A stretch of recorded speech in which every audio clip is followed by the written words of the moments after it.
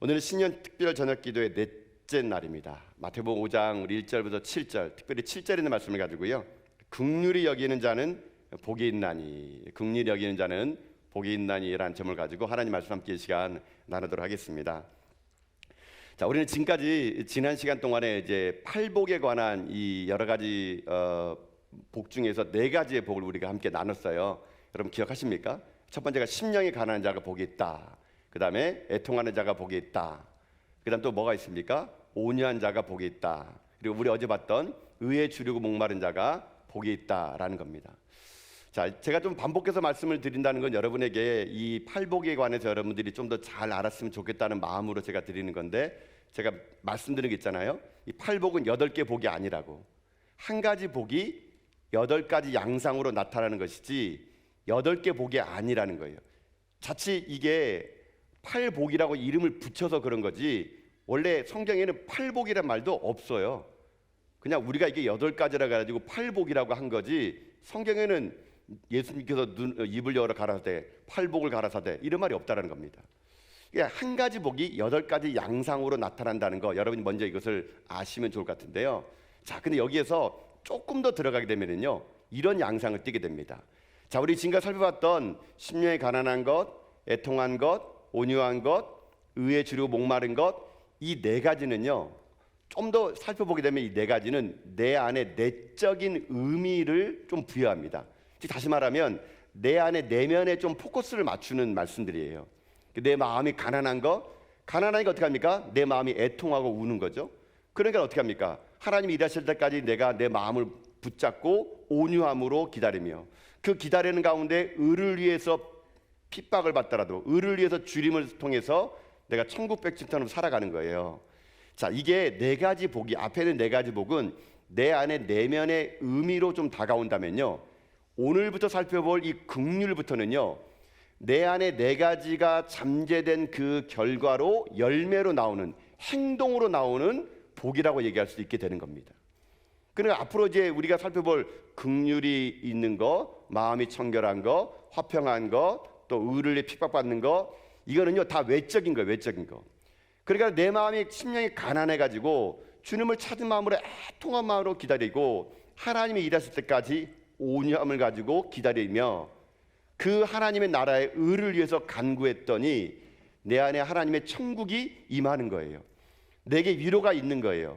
내가 하나님의 나라로 들어갈 수 있는 천국 백성이 된 사명을 사는 거예요. 그런 나를 바라봤더니 내가 어떤 사람이냐면요, 긍휼이 여김을 받는 사람이 느껴지는 거예요. 그러면 그런 사람은 어떻게 살아가느냐?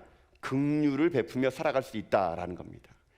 그러니까 오늘부터 살펴볼 5번째의 팔복은요, 이제 내가 내 안에 있는 네 가지의 복을 통한 외적인 열매, 외적인 상태를 나타내는 것이 바로 나온다는 겁니다. 그러니까 이 팔복이 딱 이게 정해져요. 네 가지는 내적인 의미, 네 가지는 외적인 열매의 결과, 이렇게 나온다는 겁니다. 여러분 이것만 보도 알 수 있는 게 뭐냐면요, 그리스도인들라는 것, 신앙이라는 건 뭔지 아십니까? 신앙이라는 건요, 내 내면의 변화를 통해서 외적인 행동으로 나타나는 게 이게 신앙이에요. 여러분 산상수훈 있잖아요. 이 산상수훈에서 왜 예수님이 팔복을 먼저 말씀하는 줄 아십니까? 여러분 이 산상수훈은요, 중심이 뭐냐면요, 내 속사람을 바꾸는 거예요. 속사람을요. 속사람을 바꿔야 내 겉사람이 바뀐다는 뜻이에요.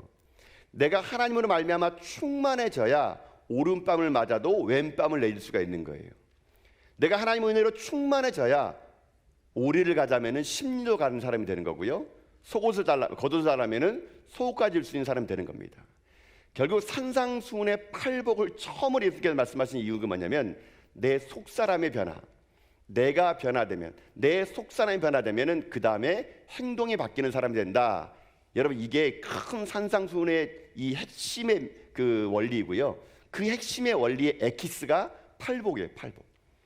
그래서 앞에 있는 네 가지는 내 내면에 관한 변화, 내 내면에 관한 의미, 그리고 나머지 네 가지는 그거에 따른 결과가 나오는 거. 여러분 그래서 신앙의 삶이라는 건요, 행동을 교정하는 게 아니에요. 너 왜 봉사 안 해? 너 왜 기도 안 해? 너 왜 전도 안 해? 이거 백날 해봐도 여러분 사람은 안 바뀝니다. 여러분요, 누가 봉사해요? 내 안에 하나님의 사랑으로 내가 변화된 사람이 봉사하는 거예요. 내 안에 하나님의 은혜가 충만한 사람이 그 충만함을 가지고 섬김의 자리에 들어가는 거예요. 내가 죽을 지경인데 예수님의 사랑을 받아봤더니 죽어가는 사람이 보이는 거예요. 그래서 전도하는 거예요. 여러분, 그래서요, 은혜 받기 전에 봉사하지 마세요. 여러분이 어떤 하나님의 은혜 받지 않고 봉사하게 되면 그 봉사가 여러분에게 업적이 되고 과업이 되는 거예요. 여러분, 제가 그래서 여러분에게 그런 말씀 늘 드리잖아요. 하나님의 일을 사랑하지 말고 하나님을 사랑하라고요. 우리는요, 자칫 이래요. 봉사 많이 하고 뭐 행동 많이 하면은, 야, 저 사람 하나님 사랑하나 봐. 그러니까 아침부터 늦은 저녁까지 저렇게 교회에 와서 맨날 저러고 있지. 자칫 한국 교회가요, 하나님의 일을 하나님을 사랑하는 것양 평가하는 그런 일이 있었어요. 여러분, 그러다 보니까요, 사역 많이 한 사람들이 자기 조금 안 알아주면 서운해지는 이유가 왜요? 행동하는 거, 사역하는 걸로 자기가 평가받기 때문에 그런 겁니다. 저는 이걸 좀 바꾸고 싶어요. 여러분, 하나님의 일을 사랑하지 마시고요, 하나님을 사랑하세요.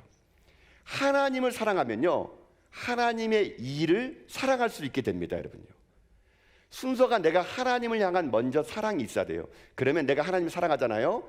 그러면은요, 하나님의 일을 뭘 해야 될지가 눈에 보이는 거예요. 그러면 내가 하나님을 사랑하는 마음으로 그 일을 했기 때문에요, 누가 안 알아줘도 섭섭하지 않은 거예요. 누가 조금 뭐라 하더라도 내 마음이 상하지 않아요. 왜요? 나는 사람 보고 한 게 아니기 때문에 그런 거거든요. 여러분, 그래서 신앙의 원리도 마찬가지고요, 팔복의 원리도 마찬가지고요, 산상수훈의 원리도 마찬가지예요. 우리의 속사람의 변화에 포커스를 맞추는 겁니다. 내 내면이 하나님으로 채워진 사람, 하나님의 사랑으로 채워진 사람, 이런 사람은 행동하는 열매를 통해서 그리스도의 사랑을 나타낼 수 있다라는 거예요. 자, 그래서 오늘 이 5번째부터는요, 바로 그런 하나님으로 말미암아 주시는 그 내면의 기쁨과 변화를 통한 복들이 어떻게 이제 바깥으로 나타나느냐, 이걸 나타내는 것인데, 그 첫 번째 말하는 것이 5번째 복이며, 첫 번째는 바로 긍휼이에요. 긍휼. 자, 우리 다시 한번 말씀을 한번 돌아볼까요? 자, 여러분, 우리 말씀, 우리 5장 7절 말씀입니다. 오늘 본문의 말씀이거든요. 자, 한번 읽어봅시다. 5장 7절 읽어봅시다. 자, 시작. 긍휼히 여기는 자는 복이 있나니 그들이 긍휼히 여김을 받을 것이며. 아멘. 자, 한 번만 더 제가 여러분에게 설명드릴게요. 자, 지금 여기에 나온 말씀을 그대로 한국말 성경을 읽으면은 이게 어떻게 됩니까? 긍휼히 여기는 자는 복이 있나니 그들이 긍휼히 여김을 받을 것이다.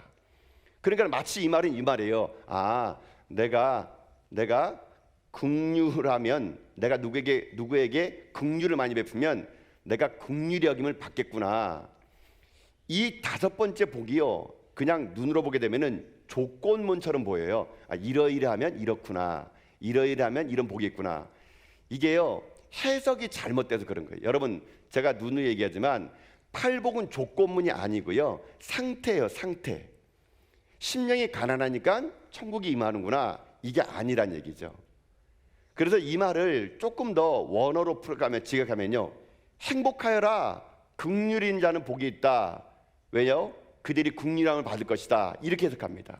즉 다시 말하면요, 좀 더 첫 번째 복으로 얘기하면, 행복하여라 심령이 가난한 자들이여. 왜 심령이 가난한 자가 행복하냐?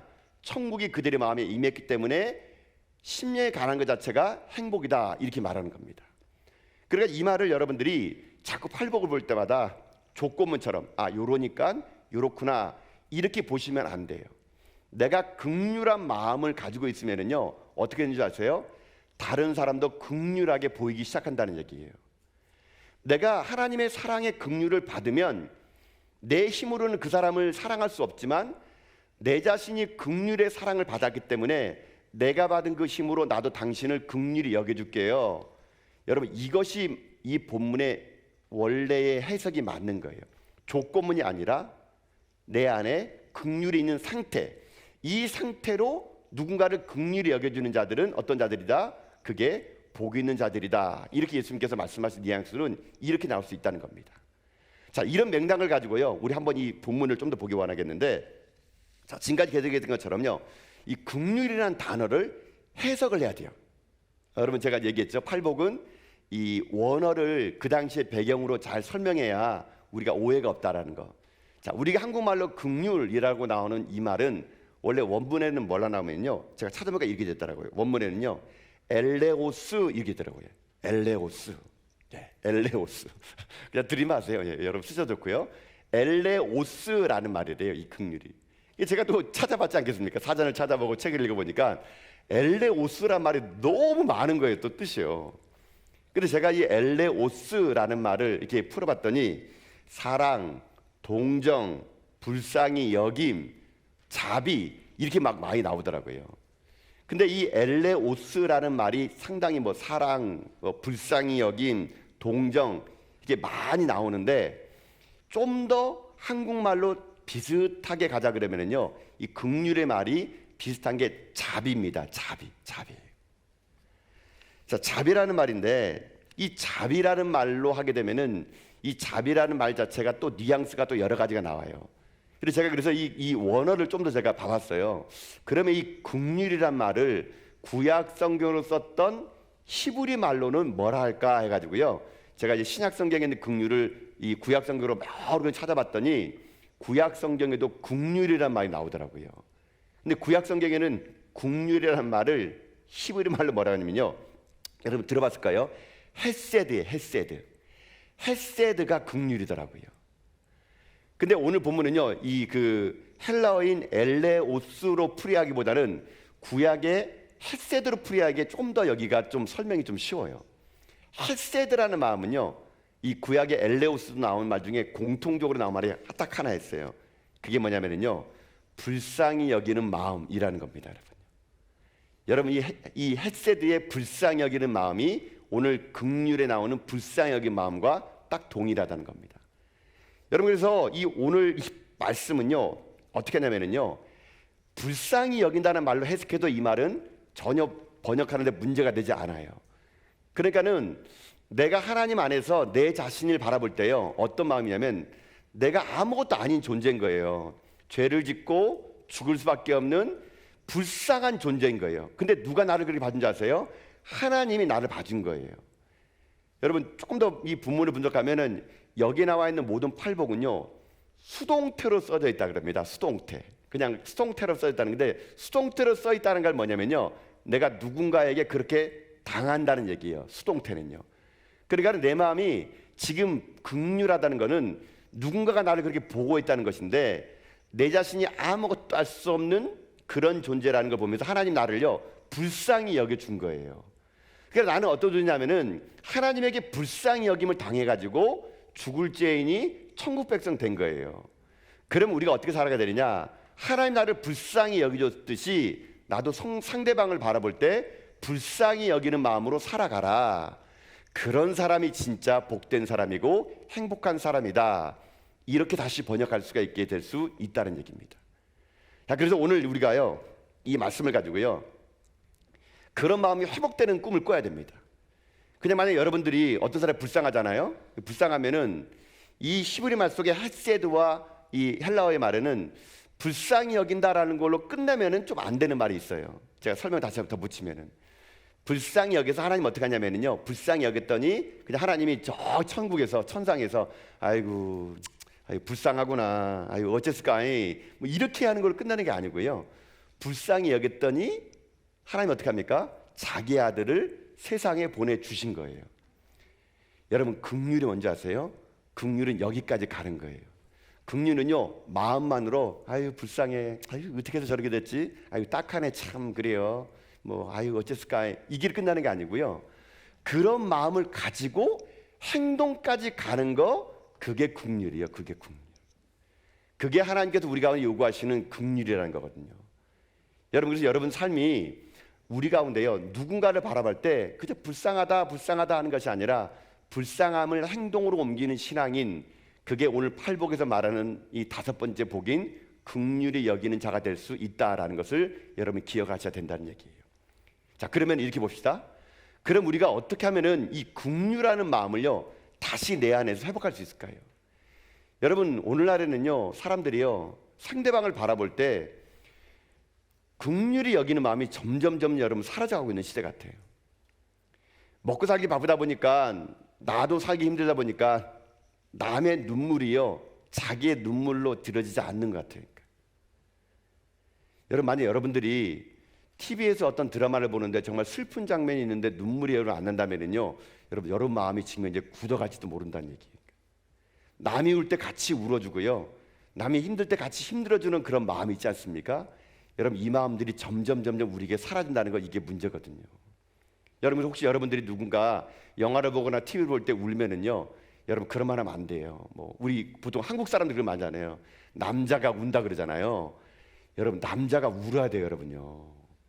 여러분 울 줄 아는 남자가 정말 좋은 남자예요, 여러분요. 여러분 남편이요 TV 보다가 울면은요, 그냥 울게 내보세요. 아이고 울어게 해줘야 되니까. 안 우는 남편 보고 막 강박하다 해야 되니까는. 여러분 울 줄 아는 게 능력이거든요. 오늘 이 시대는요 울 줄 모르는 겁니다. 한국 사람들 보세요. 잘못된 교육을 받았던 거예요. 남자는 3번만 울려면서요, 그렇죠? 태어날 때 울고, 부모님 돌아가면 울고, 나라가 망하면 울고. 여러분 이때만 울어서는 안 돼요, 여러분요. 우리 애는요 항상 남을 불쌍히 여기는 긍휼한 마음에 눈물이 있어야 되거든요. 근데 이런 눈물을 회복하려면 어떻게 하는지 아십니까? 오늘 이 긍휼히 여기는 마음, 긍휼에는요 2가지의 핵심적인 단어가 여기 내포되어 있다는 걸 제가 알아냈어요. 여러분 우리가 왜 긍휼한 마음을 회복하려면 이 2가지 마음이 있어야 되는데, 첫 번째 마음이 뭔지 아세요? 첫 번째가요, 이 긍휼히 여기는 마음 속에 있는 첫 번째 핵심 키워드가 하나 있는데, 그게 뭐냐면 공감 능력을 회복하는 겁니다. 공감 능력을 회복하는 거예요. 공감 능력을 회복하면 내 안에 긍휼히 여기는 마음이 생겨요, 여러분요. 여러분 공감 능력이라는 게 뭘까요? 간단합니다. 공감하는 거예요. 남이 아플 때 나도 아프는 거예요. 여러분 이 마음이 있어야지만이 내가 긍휼히 여김을 받고 긍휼히 여길 수가 있게 된다는 것이거든요.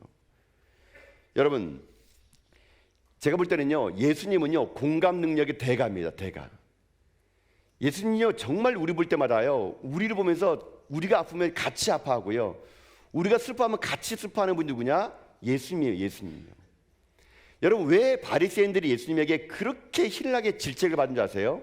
바리새인들은요 이거를 느끼지 못하는 사람들이에요.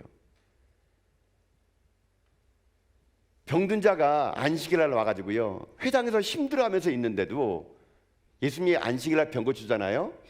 이 바리새인 사람들은요 그 병 고친 사람의 그 마음을 읽지 못해가지고 예수님에게 따지잖아요. 아니 왜 안식일날 고치냐고, 다른 날 많은데 왜 고치냐고. 그러니까 바리새인들이 매력이 없는 거예요, 여러분요. 근데 예수님 보세요. 공감 능력이 많다 보니까 아이고 저렇게 어떻게 38년을 살았을까, 어떻게 저렇게 18년을 살았을까, 어떻게 저렇게 살았을까. 예수님에게는 공감 능력이 있다 보니까 그 긍휼한 마음이 결국 그걸 어떻게 합니까? 살려내고 있는 거거든요. 여러분 혹시 여러분은 바리새인들입니까? 아니면 예수님의 공감 능력이 있습니까? 우리가 세상을 돌아가면서 살아가는 사람들을 볼 때 아이고 저 사람이 저랬으니까 벌 받는 게 싸지 뭐, 내 저럴 줄 알았다니까, 꼭 저런 사람은 저렇게 돼, 이렇게 말해서는 안 돼요, 여러분요. 설령 그 사람이 진짜 잘못해가지고 그런 결과가 있다 하더라도요, 우리는요 그 사람을 향해서요, 내 저럴 줄 알았다니까, 저러니까 저렇게 벌 받지, 하나님은 살아계셔 이러만 하면 안 돼요, 여러분요. 그 사람이 그렇게 벌을 받으면요 같이 아파해 줘야 돼요. 아이고 싸, 내 저럴 줄 알았다, 이러면 여러분 바리새인 되는 거예요. 여러분 우리가 그렇게 성도를 바라보고요, 이 세상을 그렇게 바라봐야 되는 거예요.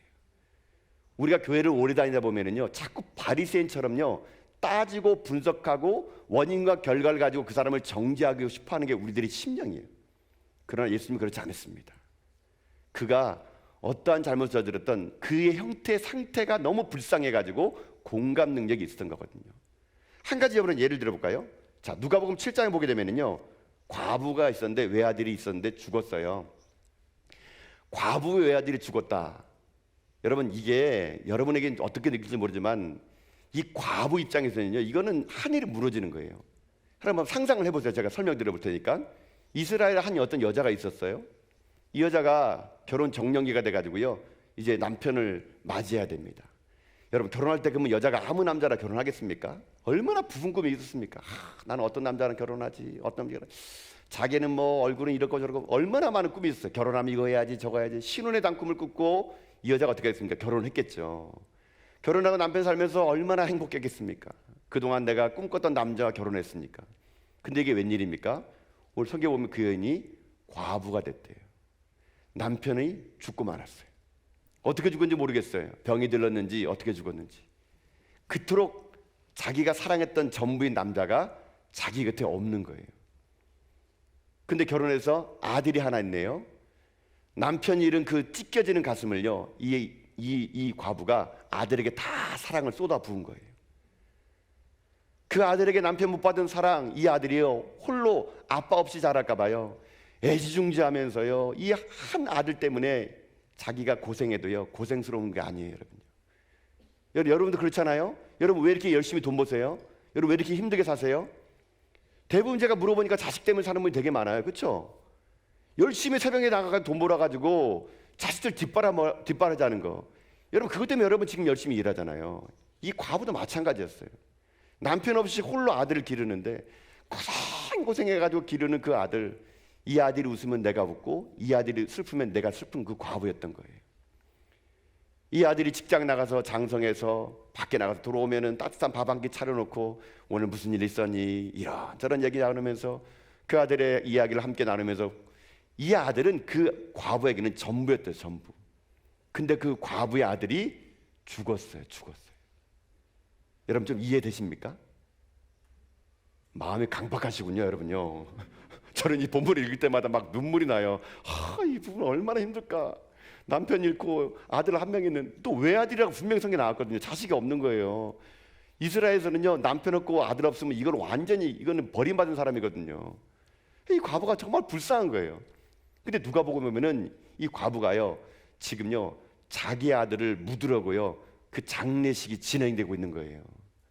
아마 이 과부는요 아마 마음속에 울어도 그 울음을요 그 누구도 이해하지 못했을 거예요. 그런데 예수님이 그걸 지나가다가 과부를 본 거예요. 과부를 본 거예요. 그리고 어떻게 하지 않습니까?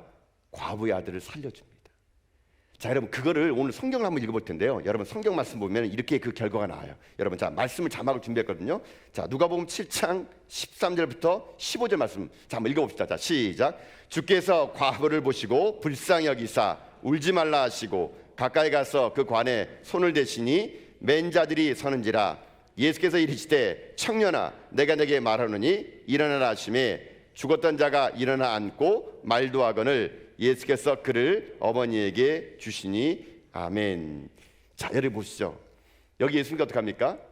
그 장례 행렬을 멈춰요. 관에 손을 대고 청년아 일어났더니 청년이 일어난 거예요. 근데 예수님께서 이 여인을, 이 아들, 죽은 아들을 고치기 전에 예수님이 했던 게 있어요. 13절에 주께서 과부를 보시고 어떻게 했냐면요 불쌍히 여기셨다 그럽니다. 이 불쌍히 여기셨다, 여러분 이것이 바로 긍휼이에요. 긍휼. 예수님이 그를 긍휼히 여겼습니다. 긍휼히 여겼는데 이 불쌍히 여겼다는 말이 또 헬라어에서는요 이렇게 설명됩니다. 제가 일전에 말씀드린 단어예요. 스플랑크 니조마이라는 말입니다. 스플랑크 니조마이는 불쌍히 여긴다. 이 긍휼이란 큰 단어 안에요 스플랑크 니조마이라는 뜻이 내포되어 있어요. 예수님은 왜 이거를 불쌍히 여겼을까요? 공감 능력. 그 여인의 눈물을 자기의 눈물로 본 거예요. 불쌍히 여겨주신 거예요. 불쌍히 여겼더니 그 죽은 자를 살리는 그런 기적을 그가 했다는 거거든요. 여러분 이겁니다. 우리들의 삶에 불쌍히 여기는 마음, 긍휼히 여기는 마음, 스플랑크 니조마의 마음이 있으면, 공감 능력이 있으면요 우리 안에 주님의 눈물이 있고 주님의 안타까움이 회복될 수 있다는 거거든요. 이 시대는요 이 불쌍히 여기는 마음이 점점 사라지는 것이 문제인 거예요. 스플랑크 니조마이 불쌍히 여기는 긍휼함이 없다 보니까, 공감 능력이 없다 보니까 우리들의 삶이 진정한 팔복의 주인공이 될 수가 없었던 거거든요. 여러분이 정말 팔복의 주인공이 되기 원하신다면 오늘 여러분 주변에 있는 많은 사람들을 불쌍히 여길 수 있는 그 은혜가 여러분과 임할 수 있기를 주님의 이름으로 축복합니다. 나를 불쌍히 여겼던 주님의 그 은혜를 여러분 알아야 상대방을 또한 불쌍히 여길 수 있는 그런 능력이 생기는 거거든요. 저는 그래서요 제가요 이 본문을 준비하면서 목회하면서 제가 그런 마음 들어요. 여러분 목사가 평생 목사하면서 가져야 될 마음이 무슨 마음일까요? 성도를 향한 긍휼한 마음이 있어야 되는 거예요. 여러분요. 성도를 향한 불쌍한 마음이 없으면요 여러분 목회 못합니다. 여러분요. 제가 우리 전화교회에 부임해가지고 제가 여러분을 만나면서 느끼는 게 뭐예요? 제가 여러분의 삶을 느끼면서 보는 게 뭐냐면요, 저는 하나님이 저를요 참 힘들고 어렵게 살게 한 이유를 여러분을 통해서 제가 깨달아요. 여러분, 제가 여러분이 말씀하셨죠, 저는 어렸을 때부터 가난했다고요. 저는 가난했고요, 병도 있었고요, 저는 공부도 못했어요. 제가 어렸을 때 여러분 가난하고 공부도 못하고 병들었는데 제가 유일하게 하나 견딜 수 있는 게 힘이 뭐라 그랬습니까? 얼굴요, 얼굴. 예, 얼굴. 이 얼굴 하나 때문에 견뎌왔다 그랬잖아요. 여러분, 전 참 그런 인생 살았거든요. 그래서 어떤 분이 저를 보게 되면은, 저는 참 가난하다 보니까 가난은 사람을 좀 더 성숙시키는 것 같아요. 저는 그래서 또래 아이들보다는요 조금 제 인생은요 좀 진지하게 인생을 좀 생각을 많이 했어요. 친구들이 뭐 연예인 얘기할 때는요 저는 그게 너무 사치스러운 거예요. 저는 당장 먹고 살기 힘들기 때문에. 그런 어렸을 때 가난하고 병들고 못 살았던 것들이 신학대학교 들어갈 때까지 계속 이어지는 거예요, 여러분요. 제가 몇 가지 직업을 했나 살봤더니요 수도 많은 없는 일들을 막 해봤더라고요. 밭에 나가서 여러분 제가 밭일도 해보고요. 제가 말씀드렸죠, 제가 아르바이트 단기 일들을요 1년짜리 일들을 정말 많이 해봤어요. 모든 다양한 직종들의 사람을요 제가 다 만나봤던 것 같아요. 여러분, 제가 어떤 일을 한 줄 아십니까? 여러분, 제가요 대학교 다닐 때는요 주방에서 일도 했어요, 여러분요. 주방에서, 그것도 술집 주방에서, 여러분요. 여러분, 제가 술집 주방에서요 과일 안주 깎는 일도 했어요. 과일 안주 그래서 사장님이 얘기하면 토끼 모양 샥샥 깎아가 토끼 모양 만들어내고, 여러분 제가 당근으로 꽃을 만들 수 있어요, 여러분요. 이거 언제 한번 보여드려야 될 텐데, 이걸 한번. 예. 이게 제가 대학 다닐 때 그렇게 했거든요. 저는 그러면서 그런 데서 일하는 분도 만나보고, 특급 호텔 가가지고요 저는 그 약간 VIP까지도 모셔본 적이 있어요. 제가 제가 종종 막 여러분 일본어 쓰잖아요. 그거 다 호텔에서 배운 거예요. 이라시아이 마셔서 도저 고치라해. 그래가지고 자세히는 저도 맞다고 다사이 막 이런 거 있잖아요. 난쟁 됐을까? 하면서 막 이런 거. 이게 그 호텔 용어예요, 호텔 용어. 제가 그런 분을 다 모시고, 제가 별의별 직종을 다 해보면서 다양한 사람들 만나봤거든요. 참 힘들었어요. 근데 제가 그런 직종을 만나보고 저는 목사가 될지도 몰랐거든요. 목사가 딱 됐어요. 저는 울산에 올 줄도 몰랐어요. 울산에 왔네요. 여러분의 담임 목사가 됐어요. 그래서 제가 여러분의 담임 목사 돼가지고 신방을 해보는데, 한 분 한 분 만나보는데요 여러분의 사연이요 저는 너무 공감이 되는 거예요. 왜요? 저도 그런 적이 있었기 때문에. 제가 신방 가서 여러분을 볼 때마다 정말, 이야, 어떻게 이런 인생 살 수 있을까? 정말 눈물 나는 인생을요 사람 분이 제가 너무 가슴이 아프더라고요. 근데 제가 신방 갔다 돌아오면 사실 솔직히요 마음이 너무 아파요. 왠지 아세요? 제가 할 수 있는 게 아무것도 없으니까. 그냥 듣고 와가지고 같이 울어준 것밖에 없거든요. 그래서 저는 그때 어떨 때는요 막 이렇게 기도해요. 하나님, 좀 저에게 돈벼락 좀 주세요. 그 성도 좀 도와주고 싶게, 이거 좀 도와주고 싶어요. 막 그렇게도 기도하는데 돈벼락은 안 떨어지더라고요. 그래서 제가 할 수 있는 게 뭐예요? 기도하는 거예요. 기도하는 거. 그냥 여러분을 놓고 그냥 우르르 기도하는 거예요. 하나님, 이 영혼 어떡합니까? 하나님 어떡합니까? 근데 제가요 기도하면 기도할수록 어떤 일이 생기지 아세요? 하나님이요 여러분을 만져주는 것들을 제가 봐요, 여러분요. 여러분, 저는 지금도 고백해요. 제가 목사로 여러분 앞에 서는 그날까지요 저는 기도해요. 하나님, 이 성도가 우는데 저 같은 목사가 그 성도의 눈물을 모르고 나는 마음이 강팍해져 가지고 울지 못하면, 하나님, 그때가 제가 목사가 그만두는 날 되게 해주십시오. 성도가 피를 나게 힘들어하는데 목사인 저는 보면서 아이고 그냥 힘내, 다 인생 그렇지 뭐 등 들기면서 나는 배부르며 살지 않는, 혹시나 내가 그러면 하나님 나를 그때 목사 그만두게 해주십시오. 저는요 여러분에게 말씀드리고 싶은 뭐냐면, 제가요 나이가 돼서 뭐 정년 몇 세까지 여기 있다가 뭐 은퇴하고, 저는 그걸 원하지 않습니다. 제 마음에 정말 하나님께서 여러분을 향한 눈물을 내가 메마르면, 긍휼한 마음이 내게 사라지면, 불쌍히 여기는 마음이 사라지면요 그래 담임 목사 그만둬야 됩니다, 여러분. 저는 그래서요 여러분 볼 때마다 눈물이 나요. 어떤 너무나 불쌍해요. 여러분이 못 먹고 여러분이 못 살고서 눈물인 게 아니라요, 어떤 여러분 영혼 자체가 너무 불쌍할 때가 있어요. 저 영혼 하나님 만나야 되는데, 저렇게 살면 안 되는데, 하나님 도와주세요. 어떻게 하면 좋겠어요? 오늘 제가 이 본문을 준비하면서요, 제가 이 과부의 이야기를 왜 했냐면 제 과부의 마음이 너무 제가 동감이 되는 거예요. 근데 이 과부가 꼭 우리 성도 같은 마음이 드는 거예요. 근데 제게는 예수님 같은 공감 능력이 있을까? 저는 수도 없이 물어봐요, 제 자신에게. 제 마음이 무너지지 않고, 여러분 제 마음이요 강박하지 않도록요, 여러분들이요 저를 여러분 기도해 주세요. 하나님, 우리 저 최영자 담임 목사 실력도 없고 키만 커가지고 말할 때마다 그냥 막 침이나 튕기는 저 사람이, 아휴 이 교회 어떻게 담임 목사 왔는지 우리가 실수로 뽑은 것 같은데, 저 사람 마음이 긍휼한 마음이 제발 안 사라지게 해가지고 우리 볼 때마다 울 수 있도록 해주는 그런 목사가 되게 달라고 여러분이 기도해 주신다면요, 제가 여러분을 위해서 기도해 드리겠습니다. 사랑하는 성도 여러분, 우리가요 회복해야 될 거 뭔지 아세요? 저 같은 목사로 시작해서 우리 모든 성도들이요, 이 공감의 능력, 서로를 바라볼 때 불쌍히 여기는 마음, 이런 긍휼의 마음이 없으면은요, 여러분 우리 팔복이 우리 가운데는요 그저 인생사 살면서 잘 먹고 잘 사는 복처럼만 여길 수 있다는 얘기예요. 오늘 예수님은요 그걸 얘기하는 것이 아니에요.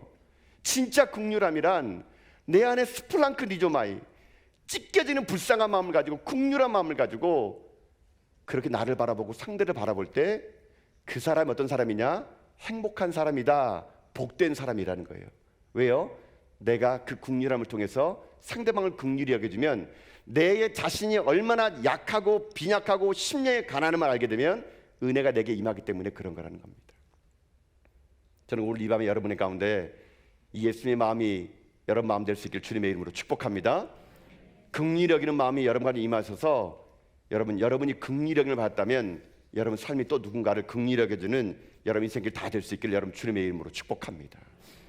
이게 긍휼히 여기는 사람이 가져야 될 첫 번째 공감 능력이에요. 공감 능력. 그럼 또 하나가 있어요. 여러분 어떻게 하면 우리가 긍휼한 마음을 가지고 긍휼히 여김을 받을 수 있을까?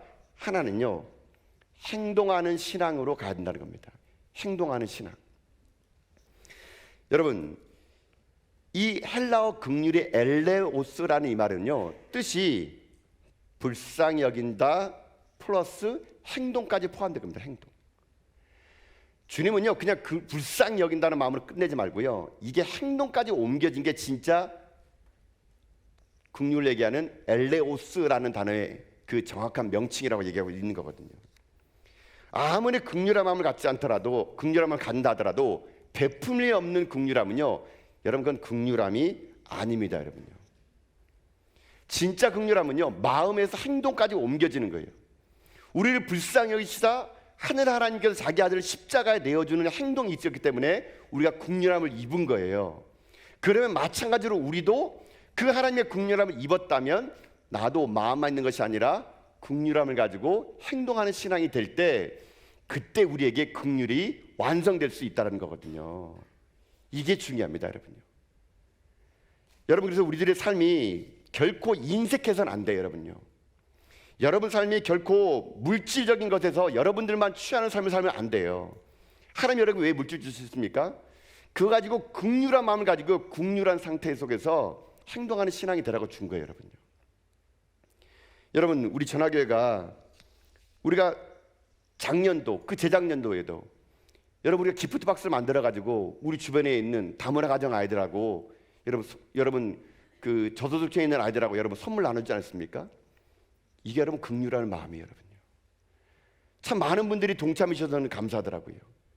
그 박스 안에 여러분 담으려 그러면요 4만 원 5만 원 들어야 되는데 그거를 아끼지 않고 여러분 담아주는 그 사랑이 넘쳐나 가지고요.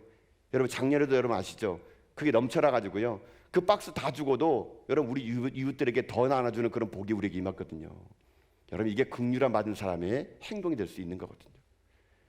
다문화 가정을 위해서 김치를 담급니다. 많은 사람들이 이번에는 어렵고 힘드니까 넘어가자 그럽니다. 넘어갈 수 있죠.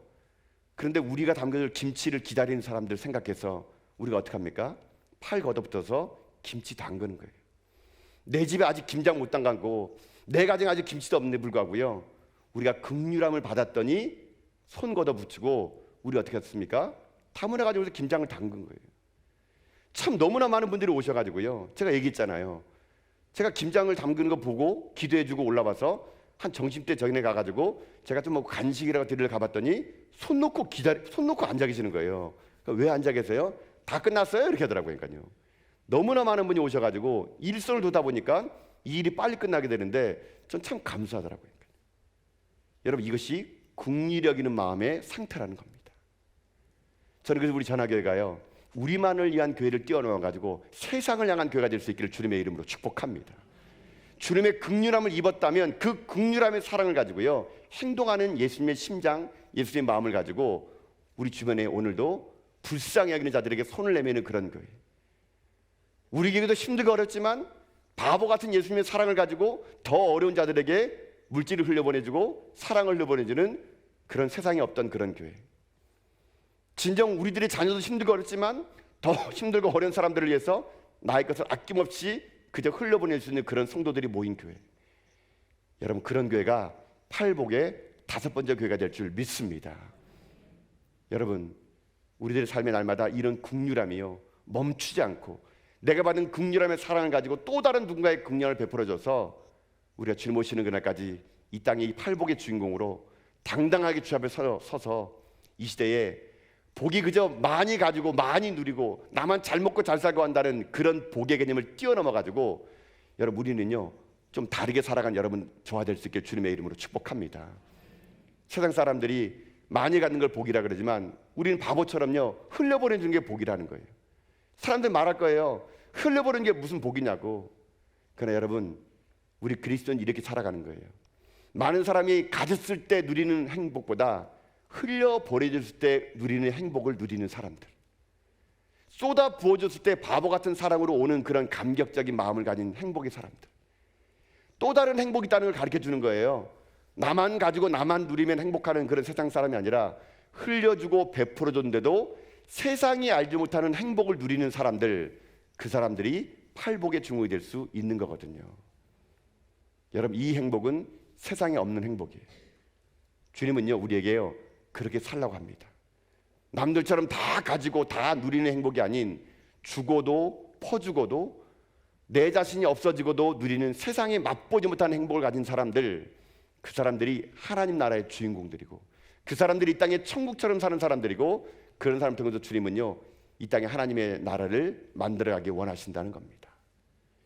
세상에 없던 행복을 이 땅에 누리는 사람들, 이 시대 가운데 진정한 긍휼을 받고 세상에 긍휼을 흘려보내는 사람들, 저는 그 사람들이 우리 성도들이 되길 바라겠고 우리 전하교회 되길 바라는 마음에서 이 팔복의 5번째 주인공이 우리 삶 가운데 영원히 회복되는 그런 믿음의 종들 다 될 수 있기를 여러분 주님의 이름으로 축복드립니다.